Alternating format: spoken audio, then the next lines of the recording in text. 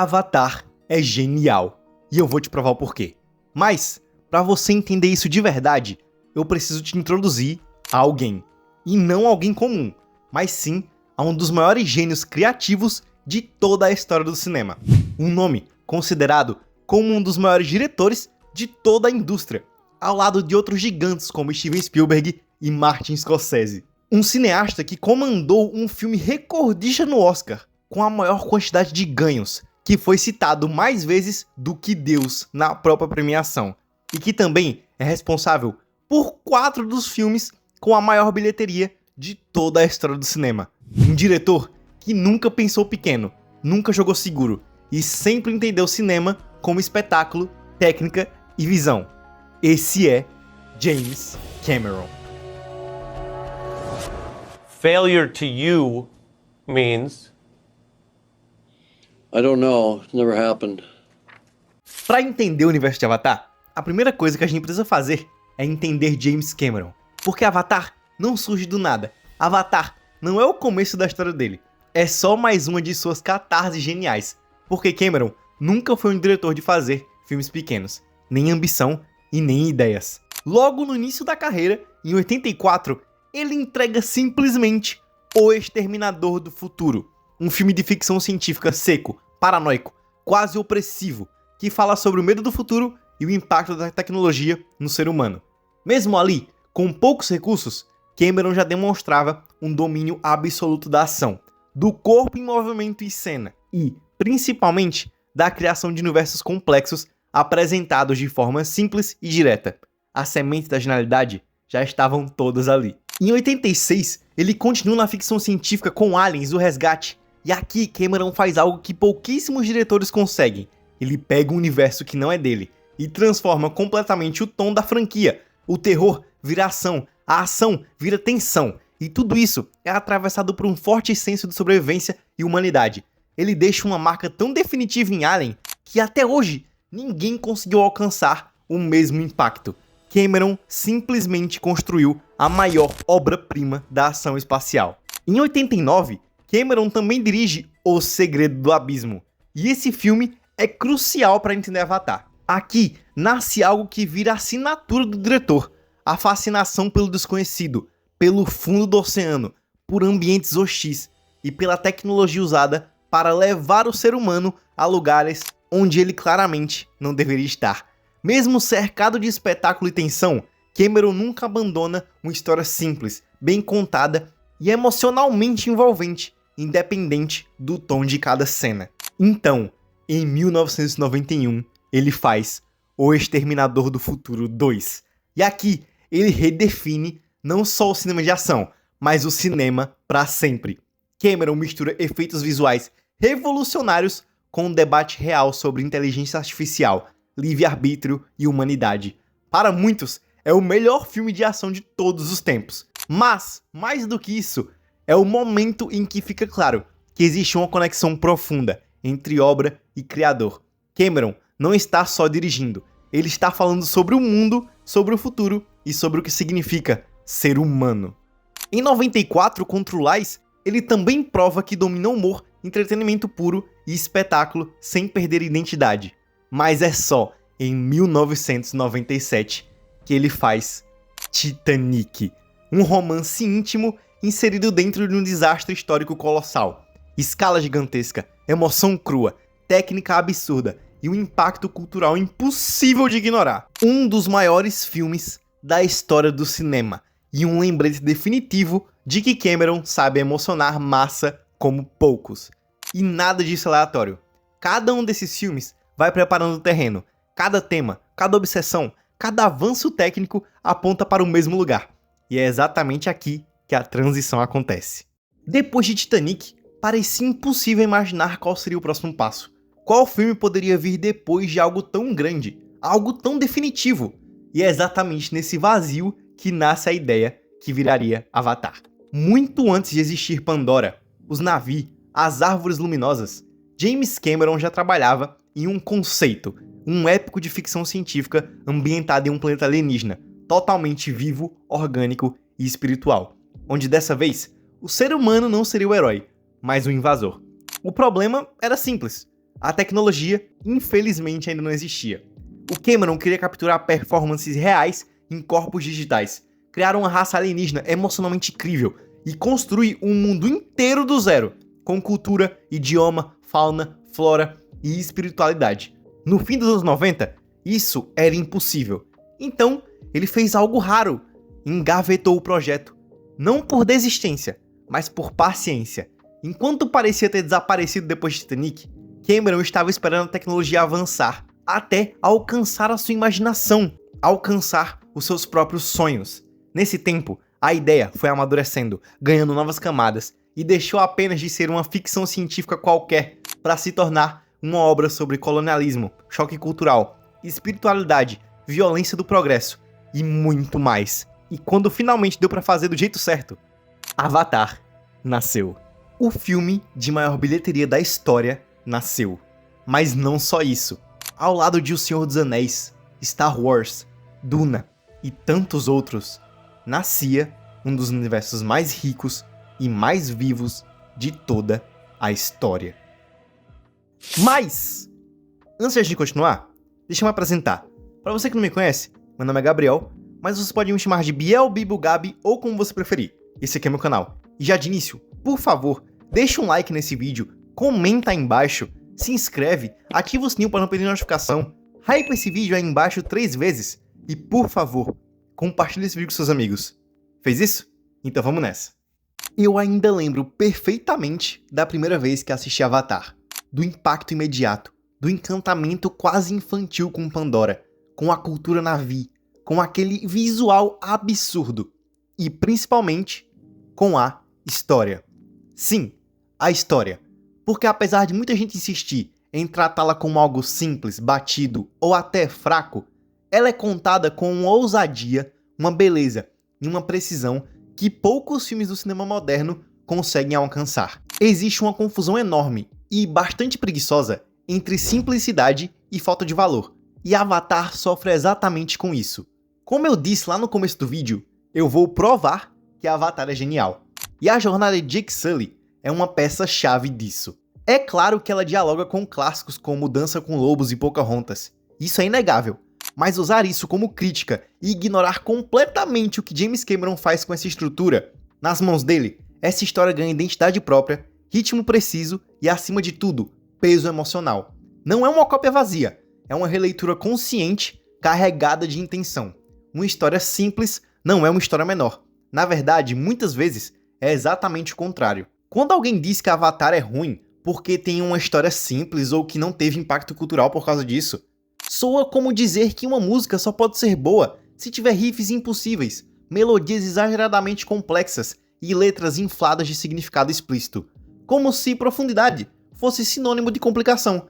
É o mesmo raciocínio torto que levaria alguém a dizer, por exemplo, que Hallelujah do Leonard Cohen é uma música fraca porque usa uma progressão harmônica conhecida e fala de temas que já foram abordados milhares de vezes antes. E a gente sabe o quão absurdo isso é. A força da música não está em reinventar tudo isso, mas na forma como ela é sentida, interpretada e entregue. Com Avatar, é exatamente isso. A história é simples, sim, mas ela também é universal. E mais do que isso, ela é revolucionária na forma como é contada. Cameron usa essa simplicidade como alicerce para construir um mundo vivo, coerente e emocionalmente poderoso.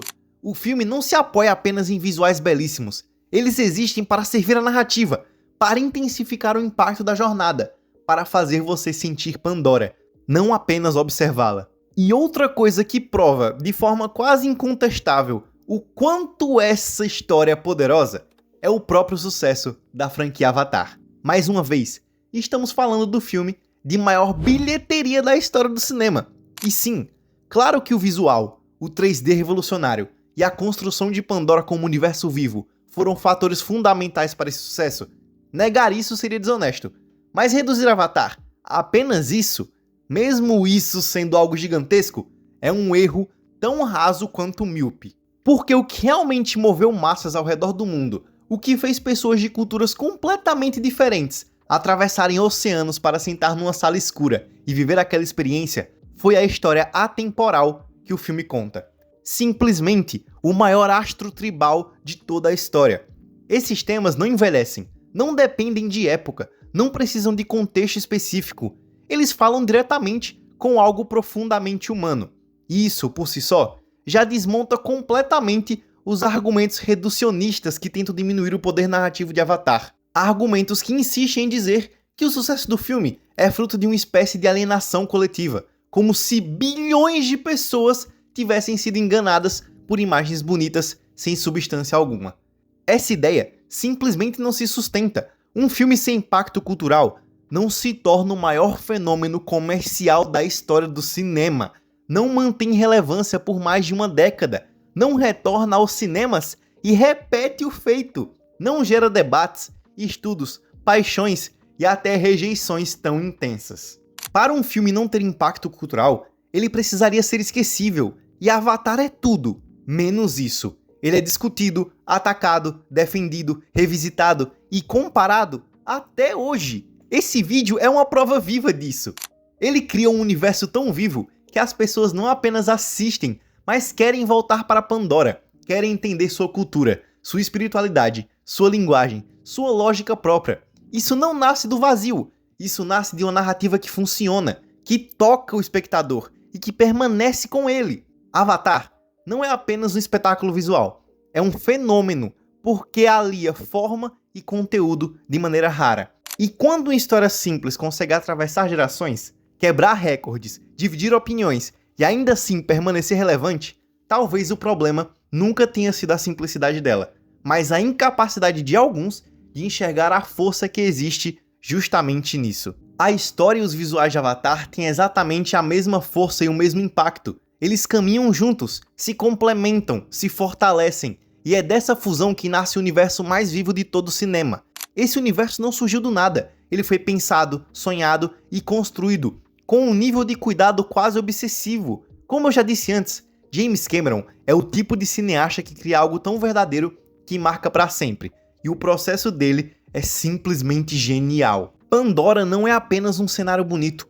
é um planeta inteiro concebido como um único organismo vivo, complexo e altamente evoluído, onde tudo funciona através da natureza viva e da conexão entre seus seres. As ilhas flutuantes, por exemplo, não existem só para impressionar visualmente, elas fazem sentido dentro daquele ecossistema, dialogam com o magnetismo do planeta e com a própria lógica interna de Pandora.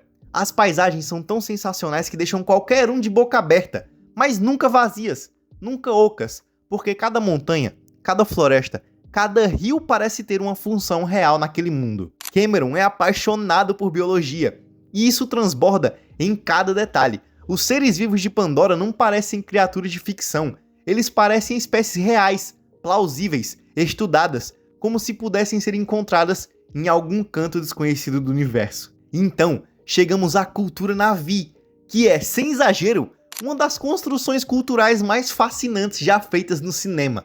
É impossível não se apaixonar. Desde conceitos como Toruk Makto, que carregam peso simbólico, espiritual e histórico, até a forma como os Na'vi vivem, pensam e se relacionam entre si e com a natureza. Eles não são apenas habitantes de Pandora, eles são a maior manifestação de Eywa. O design deles é pensado até o último detalhe. A pele azul que se integra visualmente ao ambiente, o corpo alto e esguio justificado pela gravidade do planeta, os movimentos quase felinos, até aquela extensão neural que muitos chamam de cauda de cabelo. Não é um adorno estético, é uma ferramenta biológica que permite a conexão direta entre seres vivos, criando um vínculo físico, emocional e espiritual com outros Na'vi, com os animais e com o próprio planeta. O comportamento dos Na'vi também segue essa lógica. Eles caçam apenas o necessário, agradecem a vida que foi tomada, entendem a morte como parte do ciclo e não como ruptura. Nada ali é violento por acaso, tudo tem significado. E no centro disso tudo está Eywa, essa mãe natureza sensacional que conecta memórias, consciências e gerações.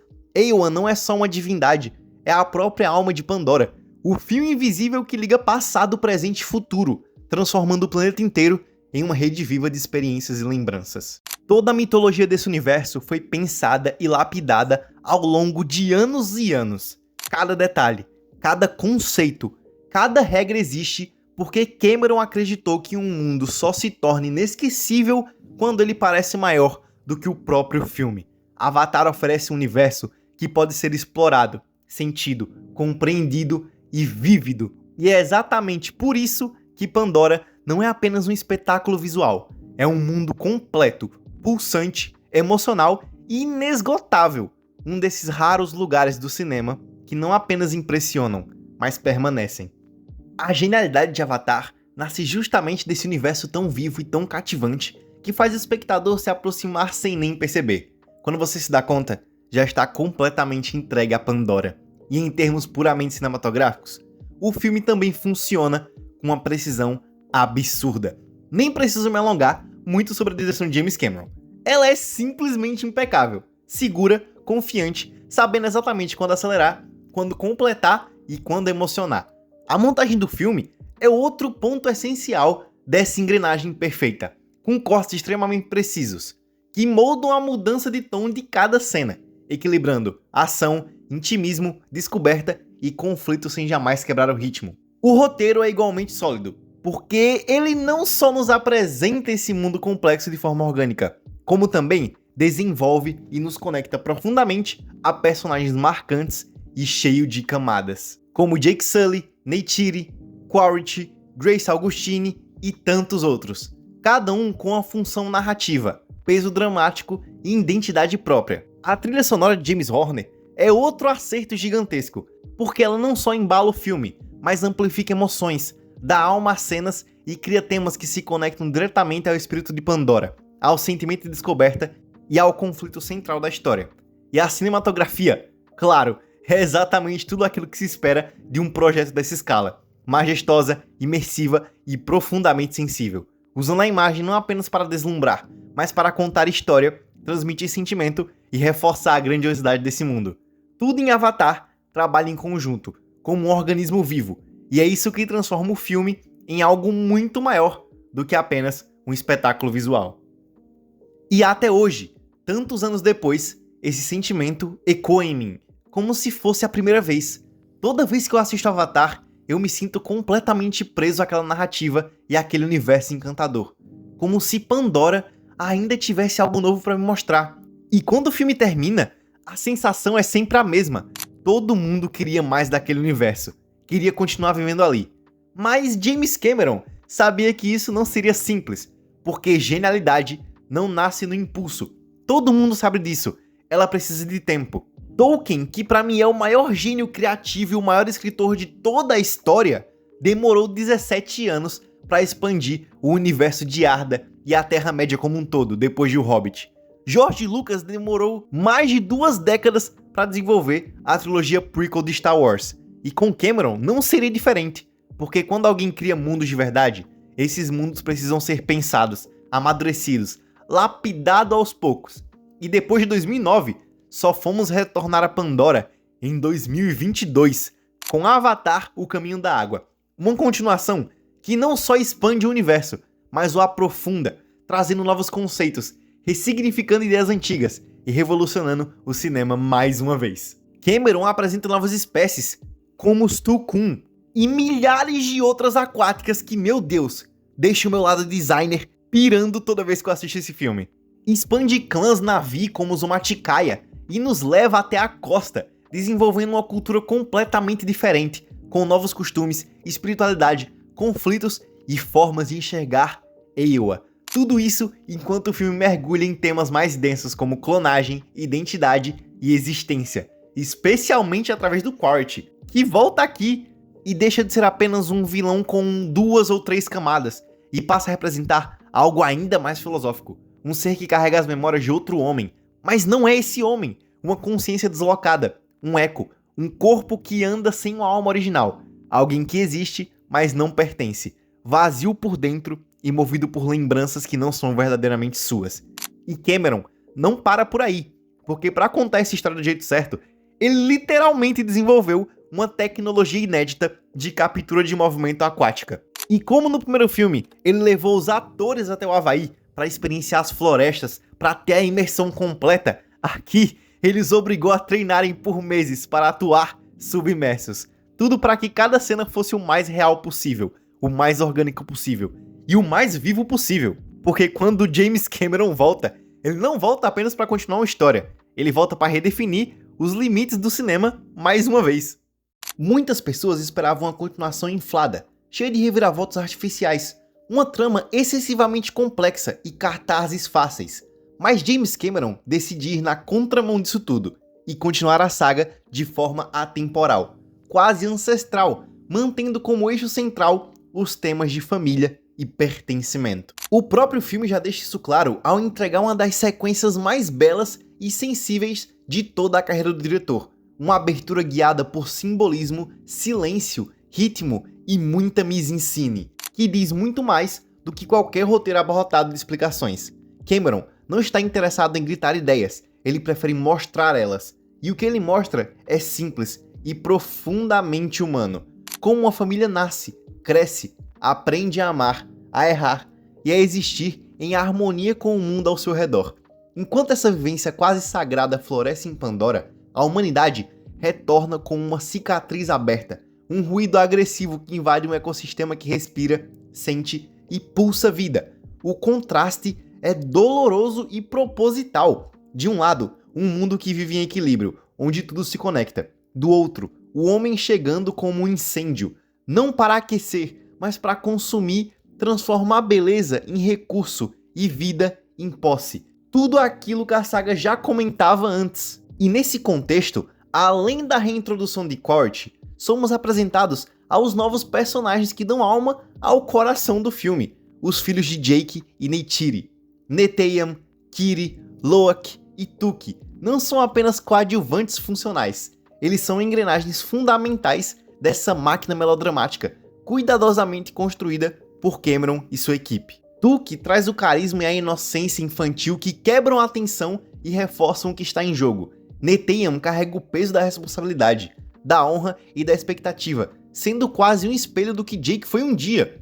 Loak talvez seja o mais complexo deles, com seus conflitos morais reais, seu sentimento constante de inadequação e sua conexão belíssima com Payakan, uma relação que fala sobre exclusão, empatia e escolha muito além de palavras.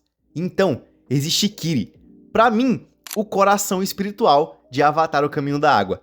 Kiri não apenas brilha, ela irradia. Sua conexão com Eywa é algo que transcende o físico e o narrativo.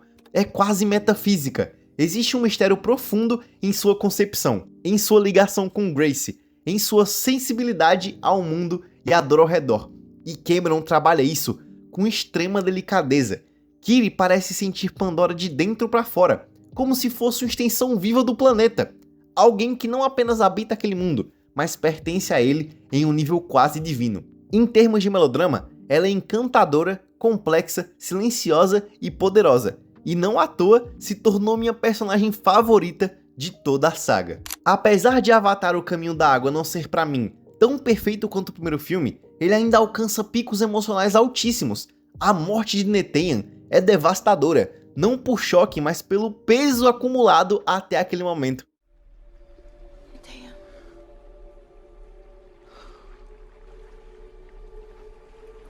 No. No, no, no. Neteyam!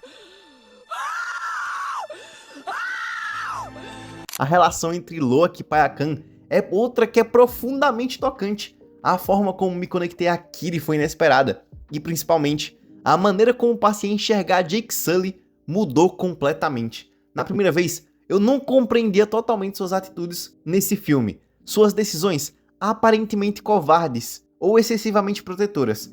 Mas revisitando o filme com outros olhos, ao longo do tempo, tudo fez sentido pra mim. Jake não age por medo, ele age por amor. Ele é um pai tentando desesperadamente quebrar o ciclo da perda, tentando proteger aquilo que construiu com o próprio sangue, com a própria dor e com o próprio pertencimento. Suas escolhas são humanas, falhas e justamente por isso, verdadeiras. Tudo o que constrói um navio de verdade. Hoje, eu me sinto completamente ansioso pro terceiro filme. Apesar dele já ter sido lançado, eu ainda não assisti. Mas saber que Cameron vai explorar ainda mais novos biomas, ainda mais novos clãs Na'vi, ainda mais conceitos e dessa vez super sombrios, conflitos morais ainda mais profundos e emoções mais intensas, só reforça o quanto esse universo ainda tem a oferecer. Existe uma promessa de amadurecimento, de ruptura, talvez até de desconforto, e isso é empolgante. Cameron nunca repete fórmulas, ele expande ideias. Avatar já é gigantesco, está nos filmes, nos livros, nos quadrinhos, nos jogos, nas discussões sobre cinema, tecnologia e narrativa. Mas mais do que isso, Avatar vive na memória, na emoção e no impacto que causa em quem se permite mergulhar em Pandora. É um universo que não pede pressa, pede tempo, contemplação e entrega. E talvez seja exatamente por isso que ele seja tão inesquecível e genial. Bom, cambada, esse vídeo vai ficando por aqui. Eu espero muito que vocês tenham gostado dele, porque eu amei cada segundo enquanto tava produzindo, narrando, editando e até escrevendo o roteiro. Eu quero agradecer rapidinho a todo mundo que fez aquilo que geralmente todo youtuber pede, sabe? Deixar o like, se inscrever, comentar, compartilhar. Vocês fazem isso valer a pena. Muito obrigado mesmo. Esse vídeo deu um trabalhão pra ser feito. Ah, e um recado bem rapidinho. Além daqui do YouTube Shorts, eu posto vídeos diários lá no meu Instagram, no Reels e nos Stories também. Então, por favor, dá uma olhada lá. Todo dia tá chegando seguidores novos e todo dia tem vídeos viralizando. Então, por favor, deem uma olhada. Garanto que vocês não vão se arrepender. E novamente, cambada, muito obrigado. E como sempre, que a força esteja com vocês.